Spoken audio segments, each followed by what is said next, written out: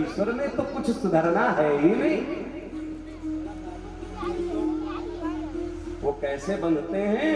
कृपया शीत सो बंधने। जब तू इतना प्रेम उड़ेल देगा, इतना समर्पण उड़ेल देगा, तो तेरे प्रेम में वो बंधने के लिए तैयार है। लेकिन तू सोचे कि 51 किलो लड्डू में बांध लूं, 1000 कुंटल घी की आहुति दे करके बांध लूं, तो अनुष्ठान कर सकता है, हरि को नहीं पा सकता। हरि को पाने के लिए हरि को भजना पड़ेगा, भजना नंदी बनना पड़ेगा। इसीलिए आपने देखा होगा बड़े बड़े यज्ञ करने वालों को वैभव मिला है, राज्य मिला है, इंद्र का पद मिला है, लेकिन भजन करने वाले को भगवान मिले।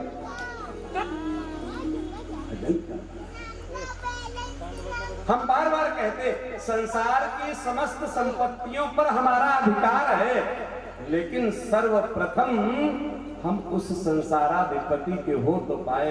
हम तो बार बार ठाकुर से कहते मेरे ऊपर बड़ी कृपा करुणा है। मैं कहता हूं समस्त सर्वस्व छीन लेना, लेकिन जन्म जन्मांतर तक अपनी सेवा करना, क्योंकि आजीविका चलाने के लिए हमको नौकरी करनी पड़ेगी, चाकरी करनी पड़ेगी, कभी कभी जमादार बनना पड़ेगा, कभी जमींदार बनना पड़ेगा, लेकिन उन सबसे अच्छा है ठाकुर ठाकुर तेरा सेवादार,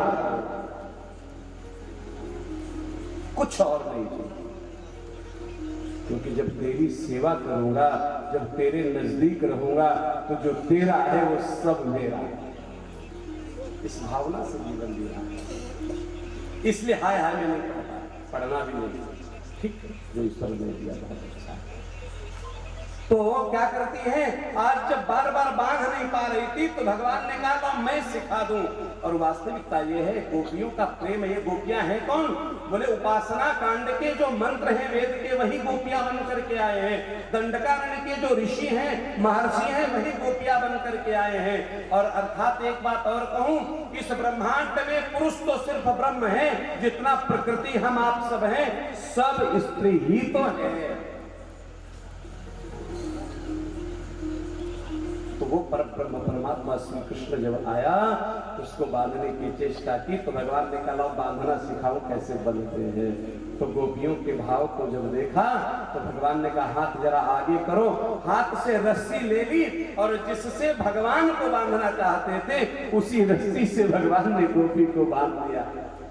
गोपी कहती अब मैं समझ गई कैसे बांधा जाता है, अब खोल दो हम तुम्हें बांधे। और भगवान ने वही जवाब दिया, मुझे बांधना आता है, खोलना तो आता ही नहीं। भगवान दौड़ करके निकल गए। अब सखी ने विचार किया कि अब की बार तो इसको पकड़ना ही है। तो भगवान कृष्ण जब दोबारा आए तो इसने क्या किया, एक छीके में रखा है मक्खन, उसके ऊपर रख दी थाली, थाली में भर दिया जल और उसके नीचे बिछा दी चारपाई। क्यों? इसके निमित्त भगवान आएंगे और जैसे ही छीके को पकड़ेंगे वैसे ही हम पकड़ लेंगे भगवान को। आज भगवान जी आए, सब कुछ जानते हैं, अंतर्यामी जान गए। तो कमलनाल साथ में लाए थे। कमलनाल की एक कमलनाल खोली होती है, एक भाग उसमें डाला, एक मुख में लगाया और कहते हैं उस जल को पी गए, थाली अलग फेंका, मक्खन लेकर के ग्रहण किया। जब तक गोपी कुछ समझती तब तक चलेंगे। अब की बार गोपियों ने बड़ी अच्छी तैयारी की, जहां पर मक्खन रखा वहां पर घंटी बांध दी। महाराज उस घंटी को बांधने के बाद छिप करके खड़ी हो गई। भगवान आए, घंटी को देखा, आदेशित कर दिया, बजना नहीं। अब घंटी ने भगवान का आदेश तो मानना ही था। अब भगवान निकाल करके सबको मक्खन खिलाने लगे। सब मक्खन पाकर के प्रसन्न हैं और जैसे ही अंत में भगवान ने खाया घंटी बजने लग गई। और जैसे ही घंटी बजी तो गोपी ने दौड़ करके भगवान को पकड़ लिया। भगवान ने घंटी की तरफ देखा, क्योंकि भगवान की आज्ञा तो जड़ और चेतन दोनों मानते हैं। जो चेतन को जड़ करे, जड़ई करे चैतन्य। क्यों तुम क्यों बजी? तो घंटी ने उत्तर दिया, संसार का भोग लगे खूब खाएं, चाहे जो खाएं, खाने वाला खाएं और चाहे न खाने वाला खाएं, हमसे क्या प्रयोजन। लेकिन घंटी कहती है ठाकुर का भोग लगे तो घंटी तो बजे ही बजे, बिना घंटी के ठाकुर का भोग नहीं लगता। अब की बार भगवान जब आए, पकड़े गए। आज पकड़ करके हाथ खींचती हुई जा रही है। जैसे ही महल के समीप पहुंचे तो आज कृष्ण को लगा आज तो पकड़े गए, आज कोई बचा नहीं सकेगा।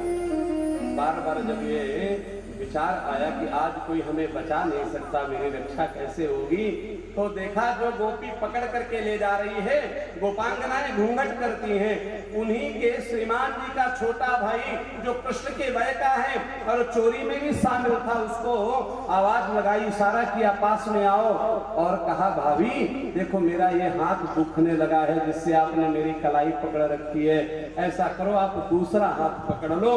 जैसे ही दूसरा हाथ पकड़ाने चले तो उस गोपी के देवर का ही भगवान ने हाथ उसको दे दिया और खुद दौड़ करके घर में आए। भैया बड़ी जोर की भूख लगी है, भैया ने मक्खन दिया, मिश्री दिया, भगवान भोग लगाने लगे। भगवान भोग लगा रहे हैं, इधर गोपियों ने आकर के दरवाजा पीटना शुरू किया। उनको पता ही नहीं है कि कृष्ण ने क्या खेल कर दिया। मैया देखो आज रंगे हाथ पकड़ करके लाई हूं। भगवान को सब जान रहे थे महाराज, दौड़ करके आए। भगवान ने महाराज दूर से देखा, अच्छा ये तुम्हारी लीला है, आज देखना मैया को कैसे मैं प्रकट करता हूं कि गलत कौन है और सही कौन है। जैसे ही मैया ने दरवाजा खोला तो देखते ही भगवान कृष्ण ने कहा मैया ये क्यों आई हैं? तब तक एक गोपी बोली देखो कृष्ण को पकड़ करके लाई हूं। और नजर जब सामने देखी तो कृष्ण सामने खड़ा है, बोले ये कौन है? तो देखा स्वयं के देवर को पकड़ करके ले आई।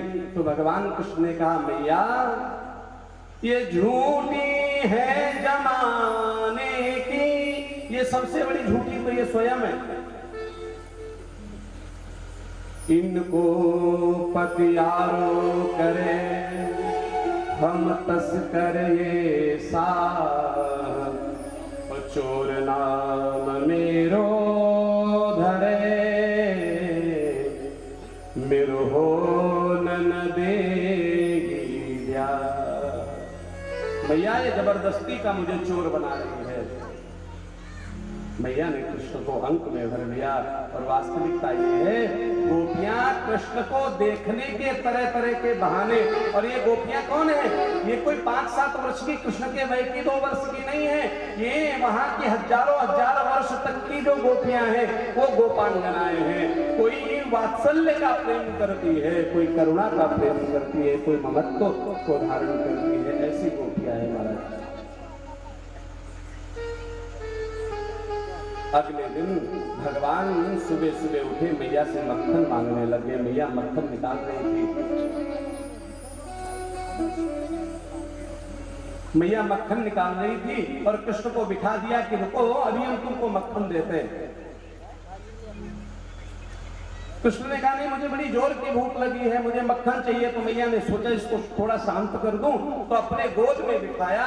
और आज भगवान थोड़ा बड़े हो गए हैं तो भी भगवान को अपना दुग्धपान कराने लगी। और कहते जब दुग्धपान कराने लगी तो सामने उबलने के लिए दूध रखा था गर्म होने के लिए, वो उफनाने लगा।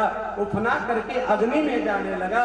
जैसे मैया की दृष्टि गई है, आदरणीय परीक्षित जी से गुरुदेव सुखदेव भगवान कहते हैं ये दूध पता है क्यों उफनने लगा?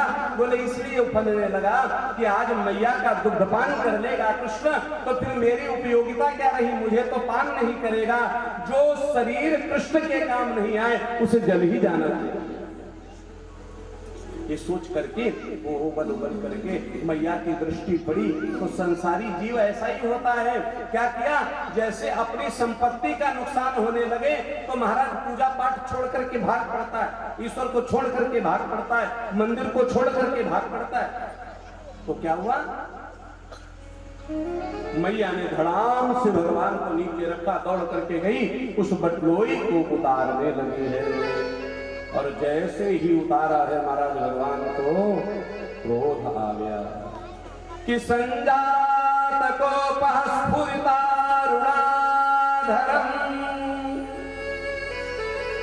क्रोध से अरुण अर्थात सुबह जब सूर्य निकलता है